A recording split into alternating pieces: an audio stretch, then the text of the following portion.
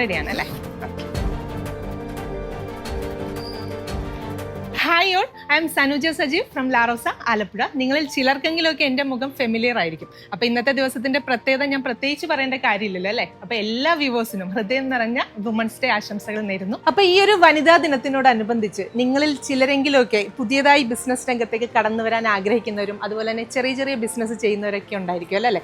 അങ്ങനെയുള്ള വനിതകളോട് ഒന്ന് രണ്ട് വാക്കുകൾ പറയാനായിട്ടാണ് ഞാൻ ഇന്ന് ഈ വീഡിയോ ചെയ്യുന്നത്. അപ്പോൾ ആലപ്പുഴയിൽ ലാറോസ ബൊട്ടിക് എന്നൊരു ചെറിയൊരു സ്ഥാപനത്തിലൂടെയാണ് എൻ്റെ തുടക്കം. എന്നെക്കുറിച്ച് പറയുകയാണെങ്കിൽ ഞാനൊരു വളരെ സാധാരണ ഒരു ഫാമിലിയിൽ ജനിച്ച് വളർന്ന ഒരാളാണ്. എൻ്റെ ഒരു സ്കൂൾ വിദ്യാഭ്യാസ കാലഘട്ടം എന്ന് പറഞ്ഞാൽ 1 മുതൽ +2 വരെ ഞാൻ പഠിച്ചത് ആലപ്പുഴയിൽ തന്നെയുള്ള saint Joseph's girls higher secondary സ്കൂളിലാണ്. അതിനുശേഷം ഞാൻ എൻ്റെ ഡിഗ്രിയും പോസ്റ്റ് ഗ്രാജുവേഷനൊക്കെ ആലപ്പുഴ UITയിൽ നിന്നാണ് കംപ്ലീറ്റ് ചെയ്തത്. ഡിഗ്രി സെക്കൻഡ് ഇയർ പഠിക്കുമ്പോഴായിരുന്നു എൻ്റെ കല്യാണം കഴിഞ്ഞത്. അതിനുശേഷം എനിക്ക് 2 കുട്ടികളുണ്ടായി. മൂത്തത് മോളാണ്, ലെന ഫാത്തിമ, അവൾ ഇനിയിപ്പോൾ 10th-ലേക്കാണ്. രണ്ടാമത്തത് മകനാണ്, അവൻ്റെ പേര് അദ്നാൻ മുഹമ്മദ്. അവൻ ആലപ്പുഴ മാതാ സ്കൂളിൽ 5ാം ക്ലാസ്സിൽ പഠിക്കുന്നു. അപ്പം ഞാൻ സ്കൂളിൽ പഠിക്കുന്ന സമയം മുതൽ തന്നെ എനിക്ക് സ്റ്റിച്ചിങ്ങിനോടും അതുപോലെ തന്നെ ഡിസൈനിങ്ങിനോടൊക്കെ ഭയങ്കര പാഷനായിരുന്നു. അന്ന് ഞാൻ എനിക്കുള്ള ഡ്രസ്സുകളും അതുപോലെ തന്നെ എൻ്റെ കസിൻസിനും റിലേറ്റീവ്സിനും ഒക്കെ ഞാൻ സ്റ്റിച്ച് ചെയ്ത് കൊടുക്കുമായിരുന്നു.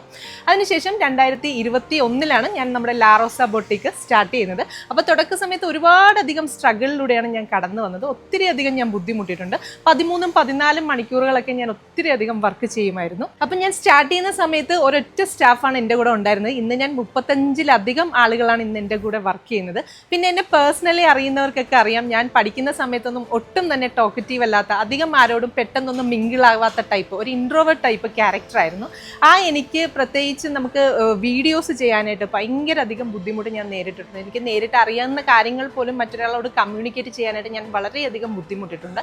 അതിൽ നിന്ന് ഞാൻ ഇന്നത്തെ നിങ്ങളോട് ഇപ്പോൾ സംസാരിക്കുന്ന ഈ ഞാനിലേക്കുള്ളൊരു മാറ്റം വരാനായിട്ട് ഞാൻ ഒത്തിരി അധികം കഷ്ടപ്പെട്ടിട്ടുണ്ട്. അപ്പോൾ ആദ്യകാലങ്ങളിലേക്ക് എൻ്റെ വീഡിയോസ് കണ്ടിട്ടുള്ള കസ്റ്റമേഴ്സിനൊക്കെ അറിയാൻ പറ്റും, ഞാൻ ഒരുപാട് തപ്പിയും തടഞ്ഞിട്ടൊക്കെയാണ് ഓരോ വീഡിയോസും ഞാൻ പ്രസൻറ്റ് ചെയ്തിരുന്നത്. അന്ന് ഞാൻ വീഡിയോസ് എടുക്കുന്ന സമയത്ത് എൻ്റെ ഹസ്ബൻഡാണ് വീഡിയോ ഷൂട്ട് ചെയ്ത് തരുന്നത്. എന്നിട്ട് ഞാൻ തന്നെ എഡിറ്റ് ചെയ്ത് ഞാൻ തന്നെ പോസ്റ്റ് ചെയ്യും. ഞാൻ തന്നെയാണ് കസ്റ്റമേഴ്സിനോടൊക്കെ ഇൻറ്ററാക്ട് ചെയ്തുകൊണ്ടിരുന്നത്.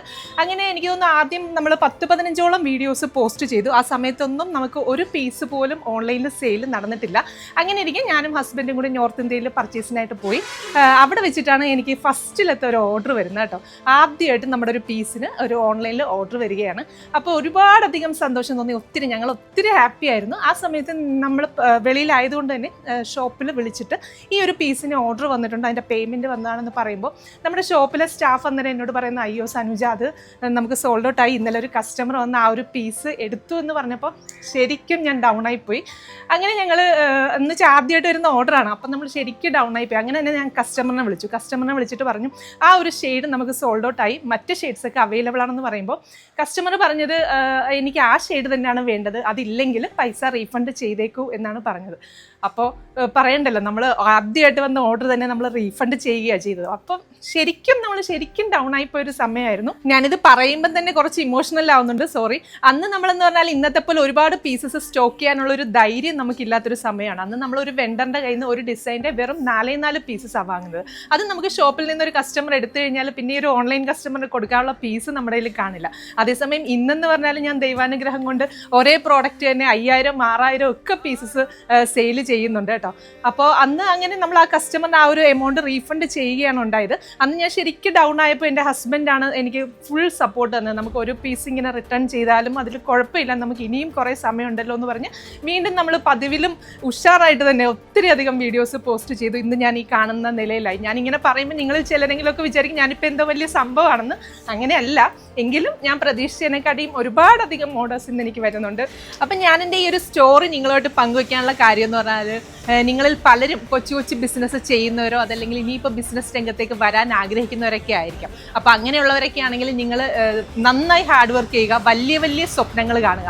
അങ്ങനെ നമ്മൾ വലിയ സ്വപ്നം കണ്ട് ഹാർഡ് വർക്ക് ചെയ്ത് കഴിഞ്ഞാൽ ഇന്നല്ലെങ്കിൽ നാളെ നിങ്ങൾക്ക് വിജയം ഉറപ്പായിട്ടും നിങ്ങൾ എല്ലാവരും വിജയിച്ചിരിക്കും. നമുക്ക് മുന്നിൽ വരുന്ന പ്രതികൂല സാഹചര്യങ്ങളെയും അതുപോലെ തന്നെ പ്രതിസന്ധികളെയും നമ്മൾ ധൈര്യപൂർവ്വം നേരിട്ട് മുന്നോട്ട് പോയി കഴിഞ്ഞാൽ നമുക്ക് 100% വിജയം ഉറപ്പാണ്. പിന്നെ എനിക്ക് വേറൊരു കാര്യം പറയാനുള്ളതെന്ന് പറഞ്ഞാൽ, ഈ വനിതാ സംരംഭക രംഗത്തേക്ക് കടന്നു വരാനായിട്ട് ആഗ്രഹിക്കുന്ന ഒരുപാടധികം ലേഡീസ് ഉണ്ട്. അവരുടെ ഭർത്താക്കന്മാരോടാണ്, നിങ്ങളൊന്ന് സപ്പോർട്ട് ചെയ്ത് കൊടുത്താലോ, ഒന്ന് പുഷ് ചെയ്ത് കൊടുത്താലോ ഒരുപാട് ഉയരങ്ങൾ ഇവർക്ക് കീഴടക്കാനായിട്ട് സാധിക്കും. അപ്പോൾ ഒത്തിരി സമയമായി ഞാൻ ഇനിയും വലിച്ചു നീട്ടി നിങ്ങളെ ബോറടിപ്പിക്കുന്നില്ല. അപ്പോൾ എല്ലാവർക്കും ഒരിക്കൽ കൂടി നല്ലൊരു വനിതാ ദിനം ആശംസിക്കുന്നു. എല്ലാവരും ഹാപ്പി ആയിട്ടിരിക്കുക. Thank you.